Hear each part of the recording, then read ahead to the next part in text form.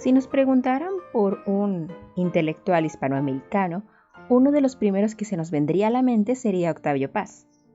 Octavio Paz nació en 1914 en México y fue un poeta, escritor y ensayista mexicano. Su primer libro en publicarse sale en 1933. Era un libro de poemas titulado Luna Silvestre. De ahí sacaría más obras. A finales de esa década, en 1937, parte a España y a París, donde participa con autores de la vanguardia surrealista como Breton y Perret.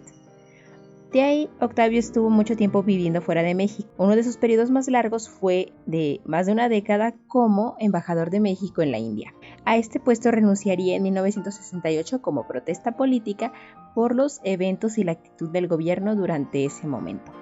Para el 1949 publica Libertad bajo palabra, que reeditaría durante la década de los 60. En el 51 publica El laberinto de la soledad, en el 56 El arco y la lira, en el 57 publicaría Las peras y el olmo,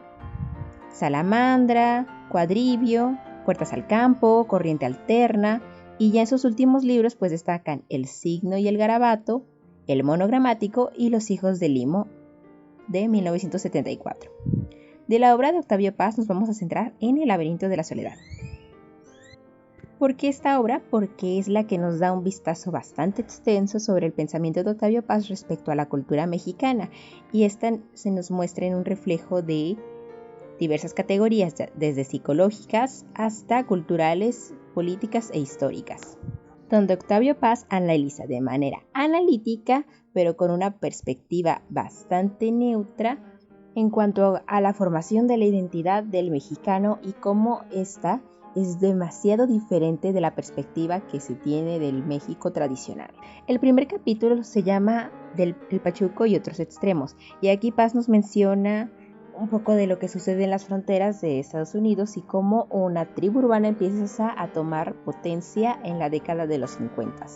Los pachucos son un grupo de jóvenes de origen mexicano que viven en áreas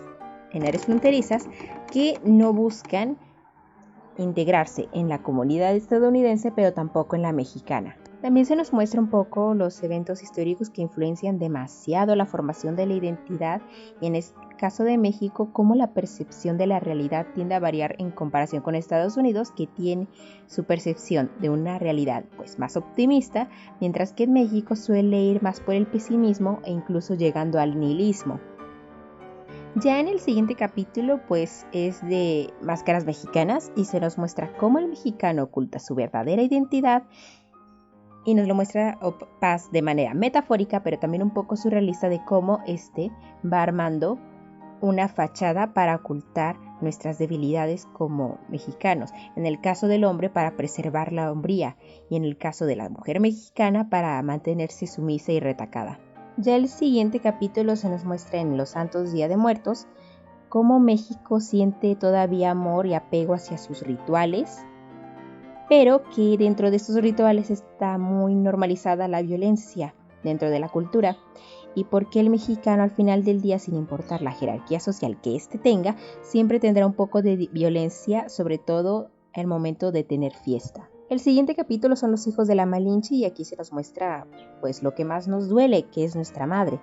y se nos da un poco de la etimología de la palabra, que resurge de alguna manera de aquí,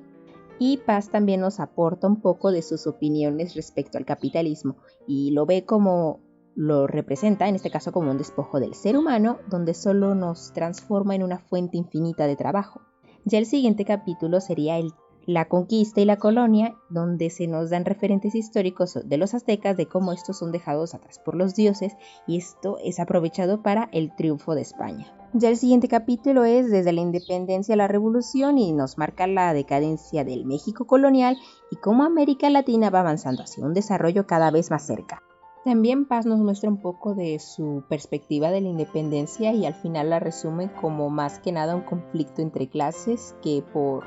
independencia como tal, y que no veríamos indicios de la identidad mexicana hasta llegada a la revolución.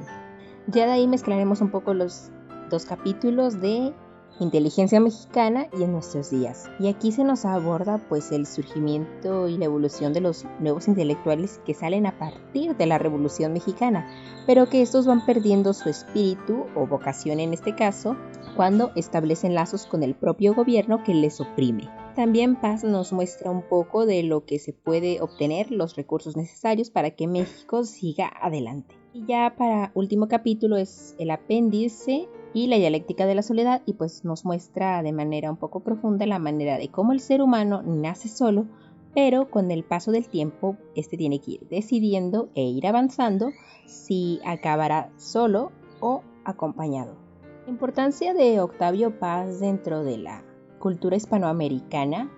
más que nada sirve como referente y como reflejo de lo que hay que hacer, y que es identificar pues errores que tengamos en nuestra cultura, por negativos o positivos que tengamos, pero también nos da la oportunidad de reflexionarlos para en nosotros ver qué tenemos positivo, qué nos distingue y qué deberíamos cambiar dentro de nuestra sociedad, pero también nos muestra cómo nunca es tarde para hacerlo.